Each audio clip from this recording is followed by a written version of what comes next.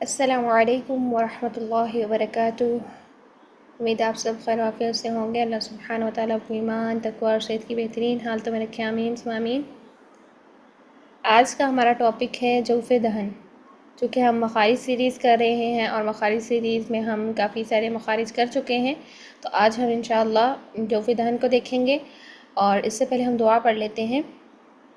رب اشرح لی صدری ویسر لی امری واحلل عقدۃ من لسانی یفقهوا قولی اللہم فقہنا فی الدین رب یسر ولا تعسر وتمم بالخیر وبک نستعین اللہم انا نسألک علما نافعا ورزقا طیبا وعملا متقبلا، آمین ثم آمین۔ 5 اصول ہیں جس میں سے ہم نے حلق بھی کر لیا، لسان بھی کر لیا اور شفتان بھی کر لیا۔ آج ہم انشاءاللہ جوف دہن کو دیکھیں گے۔ تو دیکھتے ہیں جوف دہن ہوتا کیا ہے۔ جوف دہن کہتے ہیں منہ کے خالی حصے کو۔ اب یہ منہ کا جو خالی حصہ آپ کو نظر آ رہا ہے، جیسے یہ گرین پارٹ ہے، یہ منہ کا خالی حصہ ہے۔ منہ کے خالی حصے کو بھی کہتے ہیں، اور یہاں پیچھے سے جتنا خالی حصہ آ رہا ہے یہ سارا کا سارا جوف دہن کہیں گے، ٹھیک ہے۔ جوف خالی حصے کو کہتے ہیں، خلا کو کہتے ہیں، ٹھیک ہے۔ یہ سارا گرین والا پارٹ اور یہاں سے یہ جو بلو میں جتنا خالی حصہ ہے نا، یہ سارا کا سارا جوف دہن ہے، یعنی یہ خالی حصہ ہے۔ تو منہ کے خالی حصے کو ہم، منہ کے اندرونی خلا کو جوف دہن کہتے ہیں، ٹھیک ہے۔ اس کی کیا ہوگا، اس کا جو مخرج ہے وہ کیا ہے، منہ کے اندر کا خالی حصہ ہے۔ جوف دہن کیا ہے، منہ کے اندر کا خالی حصہ ہے۔ اس سے 3 حروف کی مد ادا ہوتی ہے، یعنی یہاں سے 3 حروف ادا نہیں ہوتے بلکہ ان کی مد ادا ہوتی ہے، ٹھیک ہے۔ جو حروف تھے نا 28 حروف، 28 حروف تہجی، وہ حلق، لسان اور شفتان یہاں پہ کمپلیٹ ہو چکے ہیں، ٹھیک ہے۔ جو حروف کے مخارج تھے وہ حلق، لسان اور شفتان میں کمپلیٹ ہو چکے، ٹھیک ہے۔ اب جو آگے ہیں وہ صرف اور صرف حروف کی کوئی نہ کوئی کوالٹی یا پھر مد ادا ہوگی، یعنی غنہ یا مد ادا ہوگی۔ تو جوف دہن سے بھی حروف کی مد ادا ہوتی ہے۔ کتنے حروف کی مد ادا ہوتی ہے؟ 3 حروف کی مد ادا ہوتی ہے، یعنی حروف مدہ ادا ہوتے ہیں۔ ان شارٹ اگر کہا جائے کہ الف کہاں سے ادا ہوتا ہے، تو الف کا مخرج ہی جوف دہن ہے۔ کیوں؟ کیونکہ الف جو ہوتا ہے وہ ہوتا ہی مد کی صورت میں، ٹھیک ہے۔ الف مدہ کی صورت میں ہی الف ہوتا ہے، ادروائز خالی الف ہو اور اس سے پہلے زبر نہ ہو تو وہ الف نہیں ہوتا، ٹھیک ہے۔ یہ ہم ڈیفینیشنز بارہا کر چکے ہیں حمزہ کے ٹاپک میں بھی، کہ حمزہ اور الف میں کیا فرق ہے، اس ٹاپک میں بھی ہم نے دیکھا تھا اس کو۔ اس کے علاوہ مد اصلی کا جب ہم نے ٹاپک کیا تھا اس میں بھی ہم نے دیکھا تھا کہ الف مدہ کیا ہوتا ہے۔ تو الف کب جو ہے وہ ادا ہوتا ہے، جب خالی الف سے پہلے زبر ہو تو وہ الف ہوتا ہے، اصل میں وہی الف ہوتا ہے۔ اور الف کیا ہوتا ہے، وہ الف مدہ کی صورت میں ہوتا ہے۔ تو الف اوریجنل کیا ہے، وہ مد کی ہی شکل میں ادا ہوتا ہے، ادروائز الف کے اوپر کوئی حرکت آ جائے تو وہ حمزہ بن جاتا ہے، ٹھیک ہے۔ تو یہاں سے 3 حروف کی مد ادا ہوتی ہے، الف مدہ، واو مدہ اور یا مدہ، یعنی واو ادا نہیں ہوتا یہاں سے، یا ادا نہیں ہوتا، بلکہ یہاں سے ان کی مد ادا ہوتی ہے، واو مدہ اور یا مدہ۔ اور یہ کب بنتے ہیں یہ آپ سب کو معلوم ہے، خالی الف سے پہلے زبر آ جائے تو الف مدہ ہوتا ہے، واو ساکن سے پہلے پیش آ جائے تو واو مدہ ہوگا، یا ساکن سے پہلے کسرہ آ جائے تو یا مدہ ہوگا، ٹھیک ہے۔ تو اس طریقے سے ان کی مد ادا ہوگی، یعنی یہ حروف، واو جو ہے یہ بھی ساکن ہوگا، یا جو ہے یہ بھی ساکن ہوگا، واو ساکن سے پہلے پیش ہوگی اور یا ساکن سے پہلے زیر ہوگی۔ تو اس کو ہم وسط لسان میں یا شفتان میں نہیں لے کر جائیں گے ان کے مخرج، بلکہ ان کے مخرج کیا ہوں گے، مد کی حالت میں ان کے مخرج جوف دہن ہوں گے، یعنی اگر ہم تطبیق کرنے لگیں تو یہاں پر ان کے مخارج جو ہیں وہ جوف دہن ہوں گے مد کی حالت میں، ان کے شفتان یا وسط لسانی ہوں گے۔ اچھا، اب ان کے القاب دیکھتے ہیں کہ مخرج کے اعتبار سے حروف مدہ کے مختلف القاب ہیں، ٹھیک ہے۔ انہیں جوفیہ بھی کہتے ہیں، مدیہ بھی کہتے ہیں اور ہوائیہ بھی کہتے ہیں، ٹھیک ہے۔ جوفیہ کیوں کہتے ہیں؟ جوف کیونکہ خلیج سے وہ کہتے ہیں نا، یہ جوفیہ اس لیے کہتے ہیں کیونکہ یہ جوف دہن سے ادا ہوتے ہیں، اس لیے ان کا نام جوفیہ ہے، ٹھیک ہے۔ اس کے علاوہ ان کا نام مدیہ ہے۔ کیوں مدیہ ہے؟ کیونکہ یہ مد کی شکل میں ہی ادا ہوتے ہیں، ٹھیک ہے۔ الف مدہ، واو مدہ اور یا مدہ یہ مد ہی کی شکل میں ادا ہوتے ہیں، اس لیے ان کو مدیہ کہتے ہیں۔ ہوائیہ کیوں کہتے ہیں؟ کیونکہ یہ ہوا میں ہی ختم ہو جاتے ہیں، جیسے با، بی، بو کہیں پر ٹچ نہیں ہوئے، لاسٹ میں ان کا کوئی پن پوائنٹ نہیں بنا۔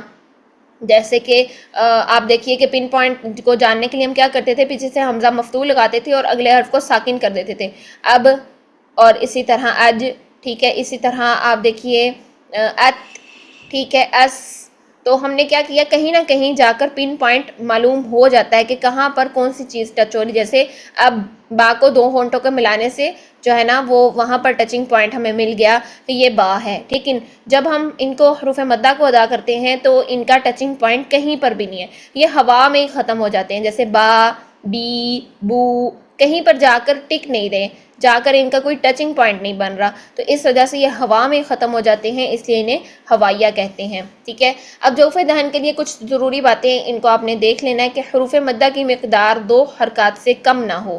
ٹھیک ہے. حروف مدہ چونکہ آپ مد اصلی میں دیکھ چکے کہ مد اصلی کی مقدار کیا ہوتی ہے، 2 حرکات، 2 کاؤنٹس، یعنی 2 سیکنڈ. ٹھیک ہے. اس سے کم نہیں ہونی چاہیے ورنہ آپ کی لہنیں جلی ہوگی. اس کے علاوہ حروف مدہ کے آخر میں ہا ساکن کی آواز نہ ہو. وہ کیسے ہوتی ہے؟ جیسے با، تا، ایسے کر کے. اس طرح نہیں چھوڑنا کہ آپ کے جو لاسٹ میں ہے وہ سانس کی آواز آئے اور جس سے وہ جو ہے نا ہا ساکن کی آواز پیدا ہو جائے. آپ نے اس کو ہوا میں ختم کرنا ہے. با، تا، سا، بی، تی، اور اگر ہم کرتے ہیں با، تا، ایسے کر کے تو یہ غلط ہے. ٹھیک ہے. ایسی آواز نہیں آنی چاہیے حروف مدہ کے آخر میں. اس کے بعد آپ دیکھیے نمبر 3 پوائنٹ ہے کہ حروف مدہ کی آواز ناک میں نہ جائے، جو کہ بہت سارے لوگوں کا پرابلم ہے. ٹھیک ہے. بارہا بتا چکے کہ حروف مدہ کی آواز ناک میں نہیں جانی چاہیے. جوف دہن اس کا مخرج ہے تو منہ کے خالی حصے میں رکھیں اور ہوا میں ختم کر دیں. ناک کی طرف اس کی آواز نہ لے کے دیں، جیسے کہ ما. ٹھیک ہے. با، ایسے کر کے. ٹھیک ہے. مالی کی ما کرتے ہیں وہ ناک میں جاری آواز، ماں نہیں بنانا اس کو، ما. ٹھیک ہے. ما. اسی طرح با، تا، سا، اور اسی طرح یا مدہ کو بھی دیکھیے، بی، تی، سی، اور اگر ہم کرتے ہیں بی، تی، یہ ناک میں جا رہی ہے. اسی طرح مفلحون، حون آواز ناک میں نہیں جا رہی، با مدہ کی، حو نہیں جا رہی. ٹھیک ہے. لیکن اگر ہم کرتے ہیں مفلحون، حو، یہ آواز ناک میں جا رہی ہے، حو کر کے نہیں، حو باہر آواز آپ کی ہونی چاہیے. ٹھیک ہے. تو یہ جو حروف مدہ ہے ان کی آواز خشوم میں یعنی ناک میں نہ جائے بلکہ ہوا میں ختم ہو اور آپ کے جوف دہن میں ہی رہے. ٹھیک ہے. اس کے بعد نمبر 4 پوائنٹ میں دیکھیں کہ باریک حروف کے الف مدہ میں الف باریک ہوتا ہے اور موٹے حروف کے الف مدہ میں الف موٹا ہوتا ہے. ٹھیک ہے. الف کب موٹا اور باریک ہوتا ہے؟ الف کو جب الف سے پہلے موٹا حرف آ جائے تو الف موٹا پڑھا جائے گا، الف سے پہلے اگر باریک حرف آ جائے تو الف بھی باریک پڑھا جائے گا. یعنی الف جو ہے وہ اپنے ماقبل کے تابع ہوتا ہے. اور یہ کب یہ والی کنڈیشن لائیں گے؟ جب یہ مد کی شکل میں ہی ہوگا. الف، خالی الف سے پہلے اگر زبر ہو تو یہ الف ہے. ٹھیک ہے. اب اس پر یہ کنڈیشن لاگو ہوگی کہ الف باریک ہے یا موٹا ہے.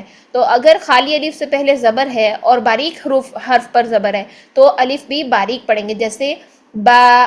ٹھیک ہے. کتاب، تا باریک پڑھ رہے ہیں، تا کے اوپر زبر اور اس کے ساتھ الف، تا باریک پڑھ رہے ہیں. لیکن جیسے تابا یہ بھی تا کے اوپر زبر ہے، باریک تا کے اوپر، اور اس کے ساتھ الف ہے تو ہم اس کو باریک پڑھ رہے ہیں. لیکن اگر موٹے حرف کے اوپر زبر ہے اور اس کے بعد خالی الف ہے تو اس کو ہم الف کو بھی موٹا پڑھیں گے. جیسے تا کے اوپر زبر ہے اور الف اس کے ساتھ خالی الف ہے. ٹھیک ہے. اس کو ہم موٹا کریں گے. طابا، ایک تھا تابا اور ایک ہے طابا. اب کیا کیا؟ اب الف کی کیسے ہمیں پتہ چلے کہ الف باریک ہے یا موٹا ہے؟ دیکھیے موٹے حروف کا اگر آپ دیکھیں طابا، یہ بن رہا ہے، الف بھی موٹا بن رہا ہے. لیکن اگر آپ تا کو موٹا کر دیں اور الف کو باریک کر دیں تو کیا ہوگا؟ طابا یہ بن جائے گا. تا موٹا کیا اور الف باریک کر دیا، جو الف کی جو مد ادا ہو رہی تھی وہ آپ نے باریک کر دی. طابا یہ. اسی طرح من الشیطان الرجیم جب کرتے ہیں تو یہ آپ کا الف باریک ہو جاتا ہے، جو اس کی کھڑی زبر ہے وہ باریک ہو جاتی ہے. ٹھیک ہے. تو جب بھی الف سے پہلے موٹا حرف آئے تو آپ نے الف اپنے ماقبل کے تابع ہوتا ہے تو آپ نے الف کو بھی موٹا ہی رکھنا ہے. من الشیطان الرجیم، میں جو ہے نا تا بھی موٹا اور اس کی مد بھی موٹی. لیکن اس میں کرتے کرتے یو ٹرن آیا اور تا موٹا رہا لیکن الف اس کا باریک ہو گیا، مد اس کی باریک ہو گئی. تو یہ چیز آپ نے نہیں لے کر آنی. ٹھیک ہے. یہ الف مدہ کے لیے تھا، یہ والا جو ہے نا حکم یہ صرف الف مدہ کے لیے تھا. آگے چلیں نمبر 5 پر پوائنٹ ہے موٹے حروف کے الف مدہ میں واو کی ساؤنڈ پیدا نہ ہو. جیسے ابھی میں نے موٹے حروف کی مثال دی، من الشیطان الرجیم، تو نہیں کرنا کہ موٹے حروف کو موٹا کرتے کرتے آپ اس کو جو ہے نا وہ کر دیں. الف مدہ میں بھی اور اس یا مدہ میں بھی اور واو مدہ تینوں میں ہی واو کی ساؤنڈ نہیں آنی چاہیے. ٹھیک ہے. حروف مدہ پر وقف سکون اصلی ہی ہوتا ہے، یعنی حرف مدہ پر جب ہم وقف کرتے ہیں تو وہ سکون اصلی ہی ہوتا ہے. کیوں؟ کیونکہ جب واو ساکن سے پہلے پیش آتی ہے، ٹھیک ہے، تو وہ واو مدہ بنتا ہے نا، تو واو آلریڈی ساکن ہے تو اس کے اوپر سکون اصلی موجود ہے. اگر آپ یہاں پر لا کر وقف کرنا چاہیں تو اس کا مطلب ہے کہ یہ سکون اصلی ہی ہے، وقف کی صورت میں بھی سکون اصلی ہی رہے گا.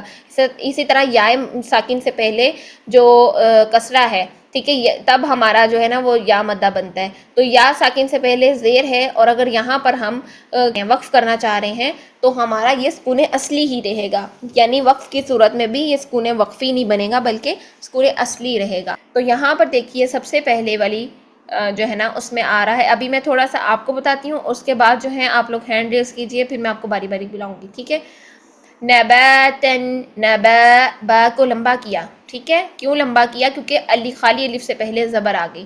نباتن، نبا، با، الف مدہ، ٹھیک ہے. 2 کاؤنٹس لمبا کرنا ہے، اسے چھوٹا نہیں کرنا. اچھا، اس پر وقف کریں گے تو یہ ہم پیچھے دیکھ چکے ہیں کہ 2 زبر پر جب ہم وقف کرتے ہیں، زبر تنوین پر، تو ہم 1 الف کے برابر اس کو لمبا کرتے ہیں اور 1 زبر رہ جاتی ہے. نباتا، یہ وقف کی صورت میں ہوگا، ٹھیک ہے. اسی طرح آگے دیکھیے بورن، یہاں پر واو ساکن سے پہلے پیش ہے تو یہ واو مدہ ہے، ٹھیک ہے. یہ جوف دہن سے ادا ہوگا. تطبیق کی شکل میں جب ہم دیکھیں تو ہم کہیں گے نون کے اوپر فتحہ ہے، با کے اوپر فتحہ ہے، اور یہ الف مدہ ہے، یہ جوف دہن سے ادا ہوگا.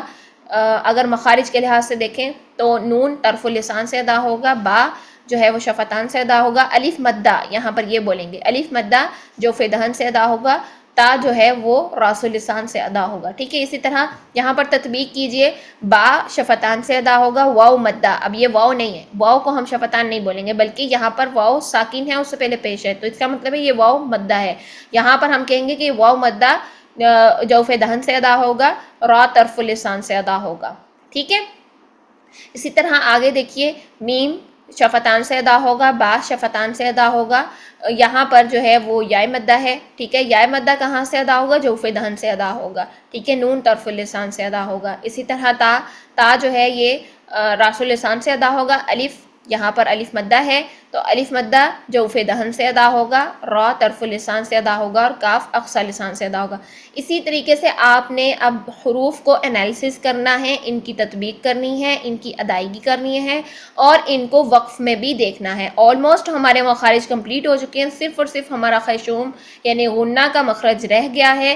تو ہمارے یہ تمام مخارج بہت اچھے سے ہمیں مائنڈ میں کلک بھی ہونے چاہیے، کون سا حرف کہاں سے ادا ہو رہا ہے، اور ان کی ادائیگی بھی درست ہونی چاہیے، تبھی ہم ترتیل کر سکتے ہیں. ادروائز ہم جمپ کر کے ہم کہیں کہ مخارج کے رولز ہمیں آتے کوئی نہیں، مخرج کون سا کہاں سے نکل رہا ہے وہ ہمیں پتہ کوئی نہیں، اور تلاوت ہماری اچھی ہو جائے، ایسا نہیں ہو سکتا، ٹھیک ہے.